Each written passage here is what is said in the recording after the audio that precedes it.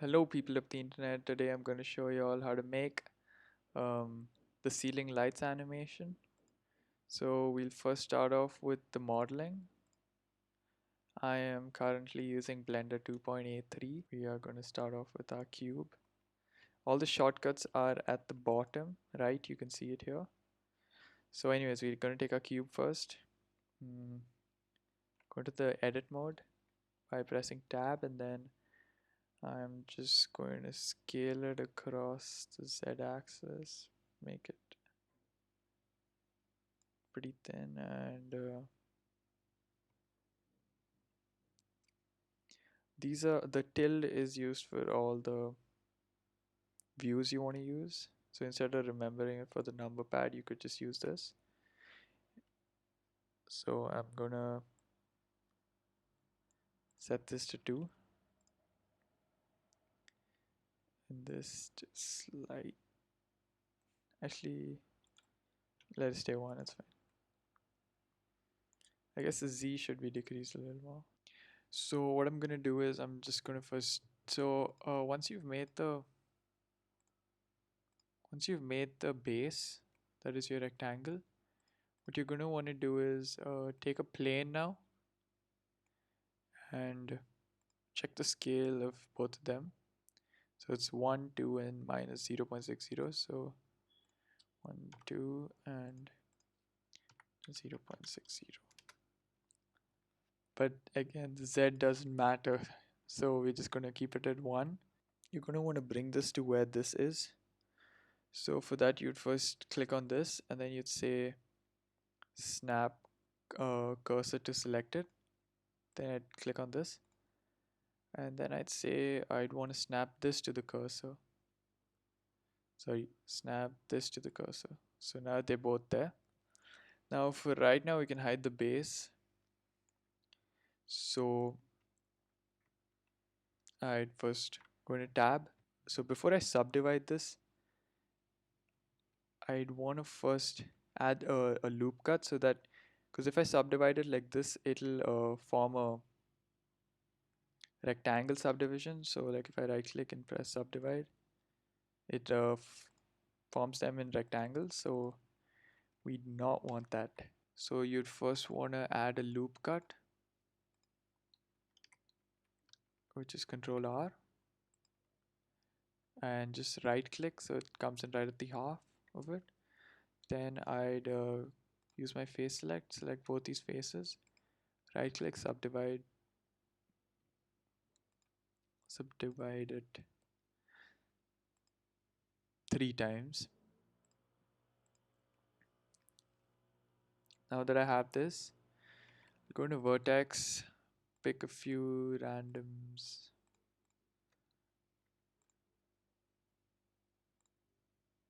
Yeah, if you want, you could just, if you want, instead of just selecting randoms, you could just select here random, and then make sure your outsides aren't selected.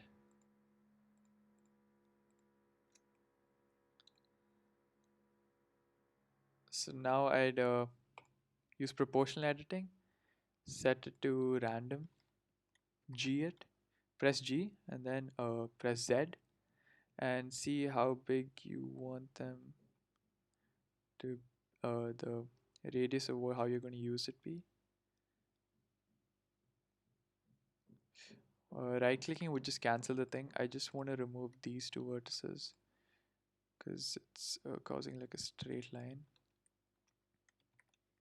So through this, I kind of get what I'm looking for.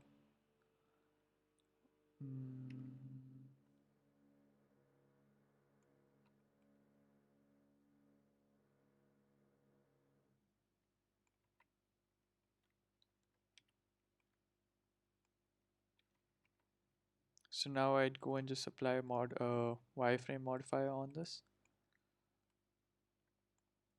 Increase the thickness a bit. So you'd want to use a plane for this, because earlier I tried this out. Wait, this guy is here.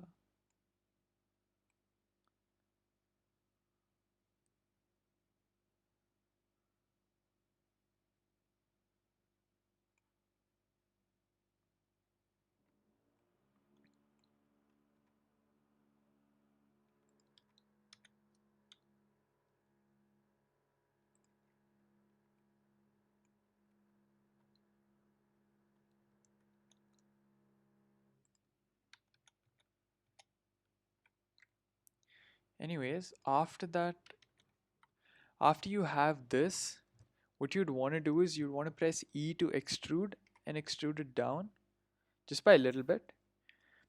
And then I want to make this entire bottom face flat so that it sticks on the base. So for that, first I just remove proportional editing. And when you want to make any plane flat, you'd want to scale it down to 0, but on the axis perpendicular to it. So here I press S for scale and then Z because Z is perpendicular to it, and I'd hit 0. So you can see that, oh wait, scale's at 0, and you hit enter, and the entire thing flattens out. Now you can see it's kind of clipping in some places, so you just press G and Z, and you'd want to move it down a bit. So it's not clipping anywhere. Yup, and once you're back in that, you have your wireframe. You can add however thick you want it to be. I'm just going to keep it at 0.03. Oh, you'd want to keep it at even thickness too, otherwise it'll have very thickness everywhere. Now you have the thing, and you'd want to scale it down a bit because it's exactly the size, because that's what we scaled it to earlier. So you could just go to the scale, and you'd want to decrease it on except the z-axis. So you press scale and then shift Z, for it'll scale it everywhere except the z-axis. So now it's kind of inside, and now if I try to fit it in here by pressing G and then Z, you can see that I think it's protruding out quite a bit. So I'd want to scale it across the Z also just by a bit.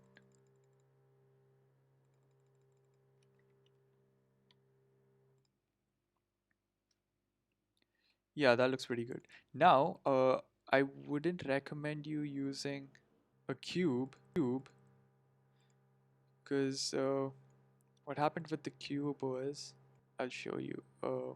When I didn't have, so this is what it looked like before, right? So I just duplicated this and I added this on here. And then I did the same process with the randoms. But when I added the wireframe modifier on here, it looks really thin. And no matter how high I try to add the thickness, it looks very weird and flat. So I don't know why this is happening. So that is why I used a plane, because the plane, even though I add thickness to it, wait, I'm not select. Even though I add thickness to this, it kind of adds it evenly across all of it. So just make sure you use a plane um, instead of a cube. So now that you have this, the next step is the light bulbs. So for the light bulbs, what I used was so for the light bulbs, I just used a regular icosphere. I brought it down to 1 division because I didn't need much detail in it, and I just scaled it down. S for scale again. Scale it down to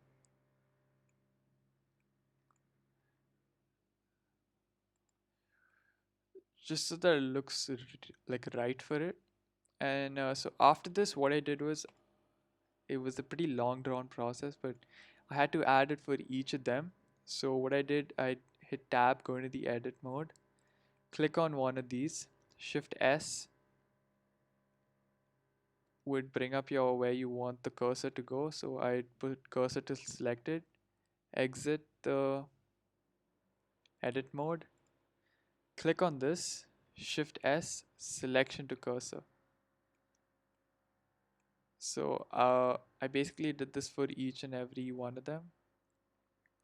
Now here, what you'd want to do is, when you press this, you want to press Alt D to duplicate and not Shift D, because when you press Alt D, now if I make any changes to this one, like if I scale this down or if I scale it up, but not in object mode. If I go into edit mode and if I scale this down, then it scales this down too. So it's kind of linked in a way. So I'd basically go select this tab, go here, Shift S, cursor to selected, this, Shift S, selection to cursor. Now in my case, I didn't actually add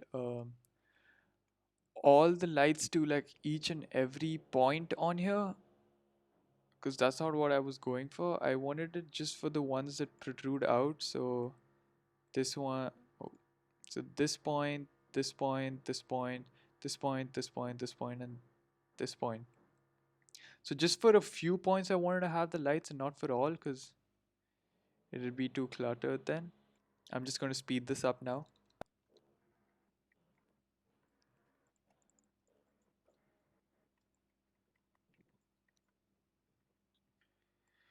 So now that you've finished all of that, you can see that we have all of them here. So now if I say like, I'm just like looking at them and I'm like, I guess the sizes are too big. I could just tab S scale and all of them would scale and I wouldn't have to do that individually.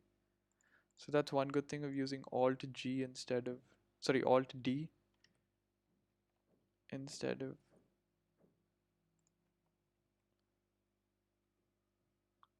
Shift D, which is a regular duplicate. So I'm just going to take all of these icospheres and I'm just going to create a new collection and drag them all in there. Call this the lights because these are going to be our lights.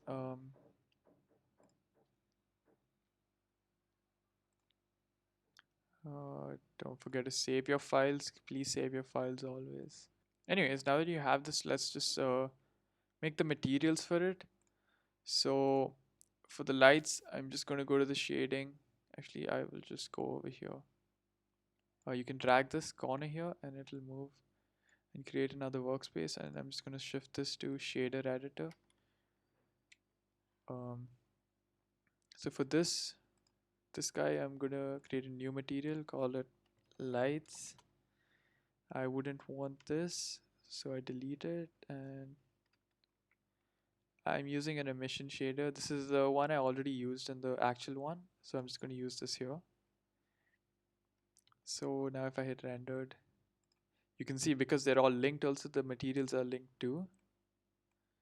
So this is what, actually let me keep the slide somewhere else. So you can see the lights. I'm actually just going to delete the slide here. So this is the focus. I guess I could make them a little brighter.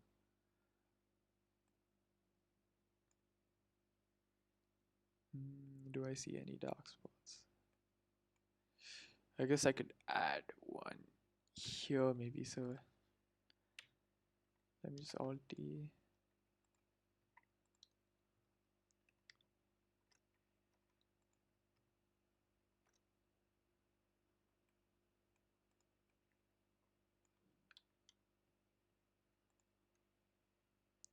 Ooh, this spot looks pretty empty.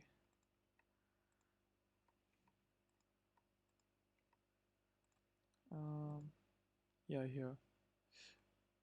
Wait a minute, but that has a lot. Okay, I'll put one here then.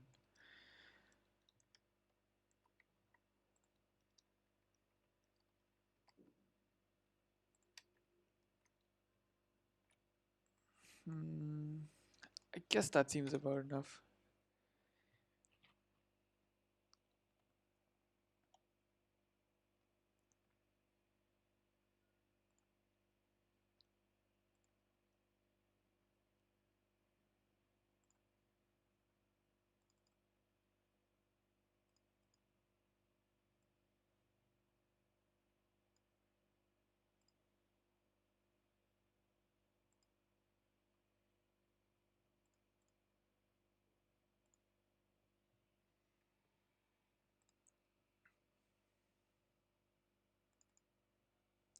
Okay, so for this material, I'm just gonna call it like a glass. It's not exactly glass, it's more metallic.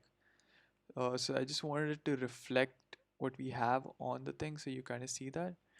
So the color is basically a gray and it's entirely metallic, and I've almost decreased the roughness to 0, but all the other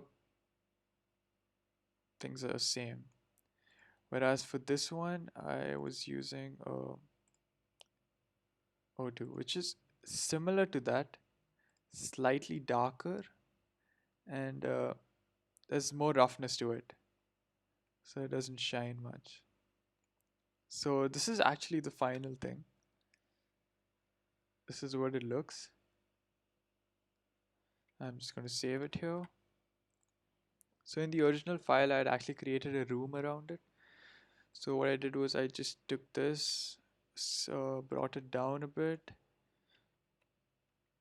Actually, let me just push this back. Scale it by quite a bit actually. Tab, and I just extruded the whole thing. So now it looks like it's part of a room now. But because it was too dark, I removed the top. Um, the top off, so it looks like this. The material for that is just the base material, which is the white. So this is the end of the mod.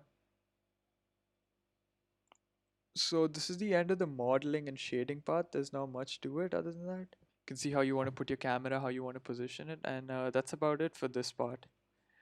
The next step is our animation. Okay, so now for the animation part, what we're going to do is we're going to first, it's basically a circle animation, a turnaround animation. So for that, I'm just gonna add in a Bezier, I'd say a circle first, a Bezier circle. I just scale it up. Now I'd go into tab and I'd first subdivide it because I wanted a little more control here. And based on how you want it, you could just position it. I remember doing something like it, going up and down and getting like the whole picture of it. Okay. So now that you have your the way you want it to move, before you're gonna wanna add all this, you just keep the camera. So for that, we're gonna use a constraint, and we're gonna use the follow path constraint, because this is comparatively easier to animate. So right now it's facing down. Um, you just see which one works. So I'm just using a Y for now. And so when we want to animate it, we could just animate this entire thing till it reaches 100, because 100 is where it starts looping again. And now we're gonna add a damp track, which we're gonna select as the empty. And this I think is -Z.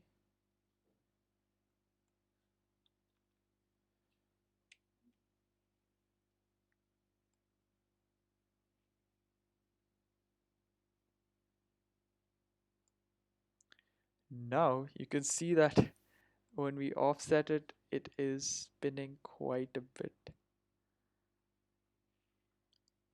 So I'm gonna use follow curve.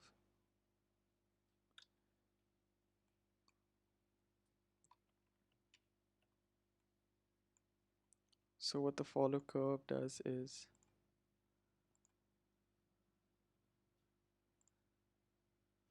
now with the Y you can see that so with the follow curve, it actually follows the curve like properly, because otherwise it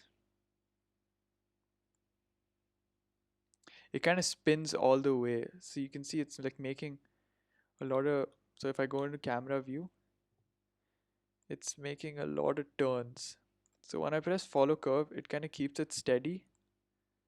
So it's just in one direction. So now you can see, oops. Now you can see that it's facing the wrong way. So I guess I'd use X, but now X is so it's inverted. So I just use minus X for that.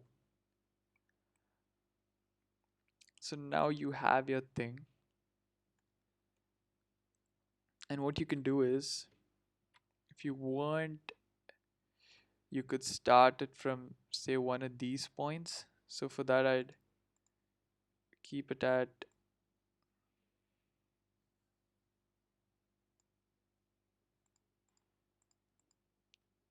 so it's straight line 12. So here you just want to like insert a keyframe at 12 and you'd want to move it 100, like just 100 more. Here I'm just going to keep the animation short, so 120, and I'm just going to do 12 plus 100. So it comes back here. And I'm just going to right click and hit insert keyframe. So wait, let me end this also at 120. So you can see that the whole thing. Now if you don't want the interpolation to be, you see how it's slowing down and it's speeding up? You just come here, click over here, hit A to select all the keyframes, then just hit T. T is gonna show the interpolation, and here I'm just gonna choose linear so that it doesn't slow down or speed up, it just continues. And I guess I should have moved this keyframe one step ahead, so 121. So we get like a perfect circle, I mean perfect loop. Yeah. So now when you look at it, now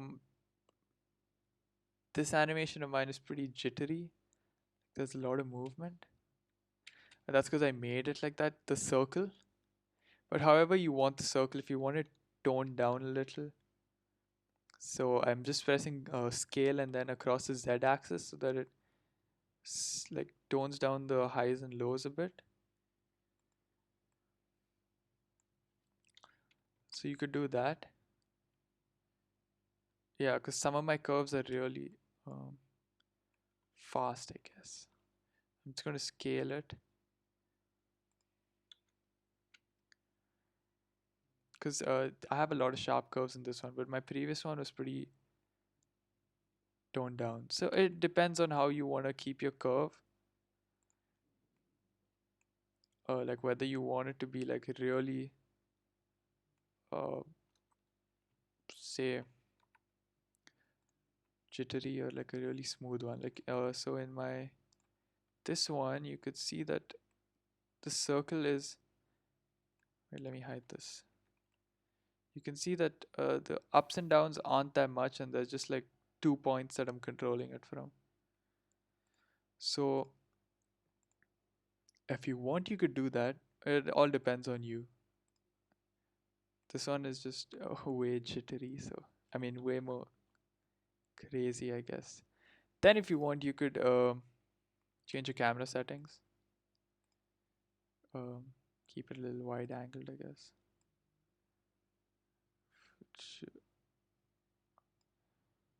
I'm just going to keep it at this. This is fine for me. It looks like I'm on a roller coaster, but yeah. So now when you can render it, you can see that you have a pretty good image. So if I just do a quick render,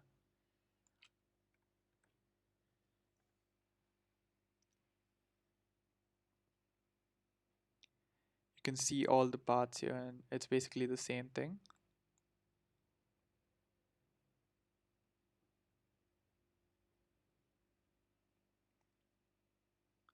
And I guess that's the end of the animation part. Now, actually, now that you see it, you could see that the thing is not always in the frame. So if you want, you could always use a slightly wider angle to get the whole thing. And you could crop the image out however you wanted to. Yeah, so that's about it for that. And when it comes to the rendering part, I used 128 itself, which is pretty good for it. And I rendered it out as a PNG sequence, and then so I just go here, select a new folder.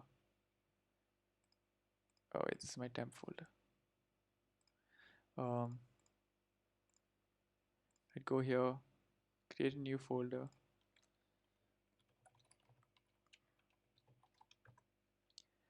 open this. So this is where it's going to store all the frames.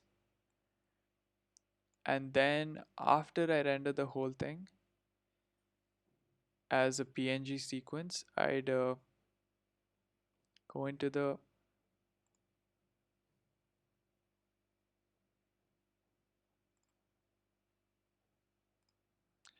video editing, add my image sequence. Now, right now I don't have an image sequence because I didn't render it, but you'd add the image strip and then you'd see how long it is. We made it for 120, right? So um, we'd keep it at 120. Make it last also all the way up until 120. And here what you'd want to do is you'd pick where you want to output it. So say I want to output it here. Here what you'd want to do is ffmpeg, and then depending on which container you want to use, I'll just use mpeg 4. High quality, if you want to crop it, you could do that, and just hit render animation and you're good to go. And this is how your animation should look like. So hope y'all understood that and hope that was helpful for y'all.